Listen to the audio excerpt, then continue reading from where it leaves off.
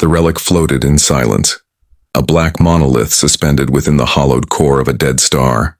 For centuries, scholars from 100 species had gathered in its orbiting station, each attempting to awaken it, and all had failed. Dr. Ilara Vance had not expected to be here. Humanity was young in the galactic community, tolerated more than respected and certainly not trusted with sacred mysteries. Yet the Ve'ari scholar Koresh insisted she join the delegation, if only to prove that humans, too, would fail. And yet as she stepped into the chamber, the relic pulsed faintly like a heartbeat. The chamber was crowded with silent observers, scaled, feathered, chitinous. Hundreds of eyes fixed on Ilara as she moved closer to the relic. Koresh's voice echoed behind her, sharp with disdain. Understand, human, that this is not a toy.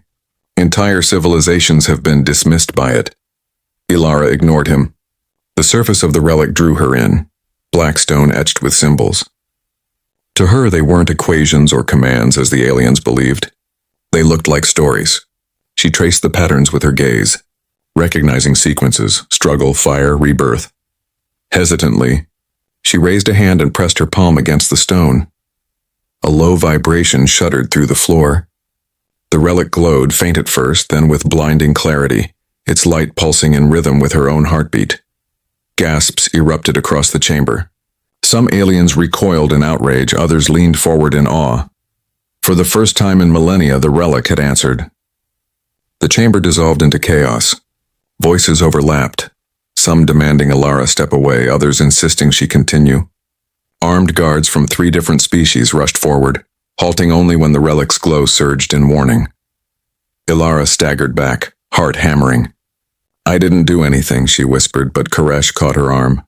His usually unshakable composure cracked, eyes wide with both fear and fascination. You did what none of us could. It listens to you. Alien diplomats argued furiously, their words dripping with envy and suspicion. Humanity, the youngest and weakest of the council races, had just been recognized by the galaxy's most coveted artifact. Ilara turned back to the carvings. They weren't random. They told a cycle of collapse and renewal of civilizations tested and judged. She realized the relic wasn't meant to grant power to the mighty, but to choose who bore its burden. Koresh lowered his voice. They will try to take it from you, but perhaps you should not fear them. Perhaps you should fear what it has chosen you for. Around them, alien factions sharpened their demands. War whispered in the air. The relic's pulse quickened as if urging her to decide. The doors to the chamber burst open. Soldiers from rival factions stormed in, weapons raised. Step away from the relic, human, one commander snarled. Another shouted, No, let her continue. This is the proof we need. Ilara stood frozen, every muscle taut, but the relic's light flared again, wrapping her in a veil of shifting symbols. Her fear bled into determination. If this was a test, she couldn't fail, not with the eyes of the galaxy upon her. She spoke aloud, voice trembling at first, then steady. You want stories?